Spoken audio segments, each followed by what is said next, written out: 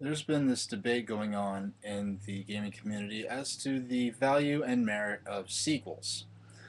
And admittedly, a lot of that has to do with what kinds of games you like and what kinds of games you don't like. Like, for instance, someone who, you know, uh, is someone who isn't into shooters and gritty action games might look at games like Call of Duty and Medal of Honor and the like and say like, oh, well, let's look at this. It's the same crap they rehash year after year, just brown and bloom, gloom and doom, nothing original. It's just the same crap, looks the same every year.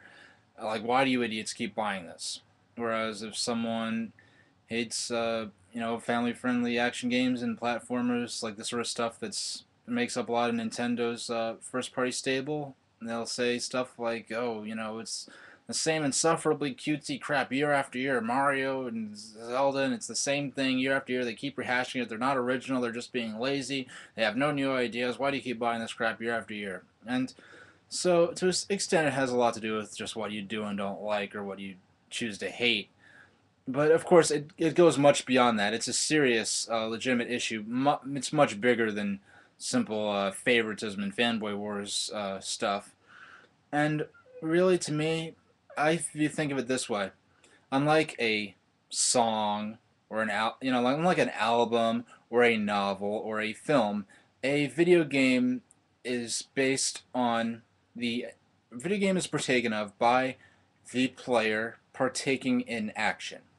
So each game is going to have a unique manner of action. You know, shoot people. Shoot the bad soldiers. Shoot the enemy soldiers. Dodge obstacles. Reach the flagpole. Uh, you know, eat all the dots in the maze. Those sorts of things. And these are not just genre by genre, but of course title by title. Different platformer games have different manners of action. Different shooters have different manners of action. Some shooters you just go around mowing everyone down, and some you're acting more like a secret agent and completing missions and the like. In some platformers you're trying to reach the goal, and some platformers, it's not about losing, it's not about dying or avoiding enemies. It's just about collecting items. So the crux of a game is lies in its manner of action. And as far as that's concerned, like, let's take a game, one of my favorite games, Legend of Zelda: Link's Awakening. I have a habit. I generally don't replay games, especially not RPGs. And Link's Awakening, I've only played that game twice since I first played it in the mid '90s. And the reason for that is, well, it's still a great game. It's every bit as great as it was the first time, but as far as its utility to me, its novelty to me, it's the surprise diminishes. You know how the story is going to turn out in the game. You know how where the traps are. You know what's going to come flying out at you as you get better at the gameplay, and you know what's to be expected. The utility of the game, not that the game is becomes bad or it necessarily even wears out on you. It's just that that utility diminishes over time. That's true with anything. If you the first slice of pizza you eat is going to be you're going to get more enjoyment out of that than the second and the third, and eventually you're going to get full and you're going to want to eat something else. So as far as games are concerned, the yeah, that's why they make sequels. That's why gamers demand sequels, and that's why developers provide sequels, because they put a good game together, the gamers enjoyed that experience, and they want more of it. So and medium that's driven by action, this a new game is going and a sequel is going to most likely, in 99% of the time, is going to have be based on the same manner of action. So they'll have new characters and a new story and a new setting to uh, to give context to that new game, that new adventure, and they'll throw in different gameplay surprises to to keep you on your toes and excited and replicate that excitement and novelty of the first time you played the previous game in the series. But so when a medium who's based on manner of action is having a bunch of sequels, if they're all good, if they provide surprise to their players, even the ones who've played the earlier games in the series, is that really a bad thing? And no, I'm not at all diminishing the importance and the significance of new IPs, fresh IPs, new ideas, new universes, new settings, completely new. ideas. Those are important, and the more of those, the better. But as that happens, if a new game and a new setting is good, it's going to get a sequel. A lot of the youngest IPs of this seventh generation are already on its third or fourth sequel at this point, late in the generation. Then some of the newest, freshest major IPs are already on the third or fourth sequel. And to comment specifically on Nintendo, Nintendo doesn't.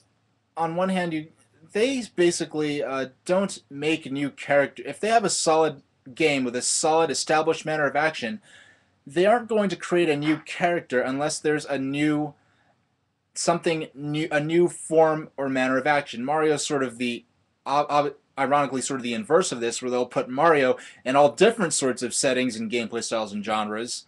But like Kirby, for instance, that's a certain manner of action for a platformer, and that's going to be a Kirby game. For Mario, that's a certain manner of action for a platform, and that's going to be a Mario game. There are going to be totally new twists and variations, especially in Mario and Kirby. There are going to be twists and variations between Zelda games, where that's a specific manner of action for an adventure action game, and but then when you have a totally new manner of action, you'll get stuff like Pikmin, stuff like Pushmo, stuff like Nintendogs, the Mii games, Dylan's Rolling Western. So uh, that's really where I see, as far as Nintendo is concerned, their new IPs come with new manners of action. The more of those, the better. But and that goes to, if and that goes to all sorts of games, all sorts of genres. So if you take a game uh, like Call of Duty, where yes, if it looks the same. Each game pretty much looks the same from year to year. But if you're a connoisseur of shooters or action games, and you buy the new sequel to your series, and if it provides surprise and has that that novelty and renewed utility of based on that original experience, is that really such a bad thing? Is that really something to boo and hiss at? If if you're if you're gonna play a new Mario game, and if you're a connoisseur of those types of games, and even as a Mario veteran, a new game can throw surprises and make you smile. Is that really such a bad thing? So I don't want to make this too much of a pro and anti Nintendo thing. This is about sequels in generals, but at the end of the day, if you don't like, you could look at some, Nintendo's games, for instance, say, oh, it's just insufferably cutesy hopping and bopping year after year, it's just rehashed crap. And you could look at other types of games and say, oh, it's just brown and gloom and doom year after year, the same shooters over and over. Who wants to buy this crap over and over? What's wrong with you? Really, if the game could provide surprise to the people who are most into it and know what they want out of their game experience, are sequels really such a terrible thing? That's what I have to say about that, and thank you very much for watching.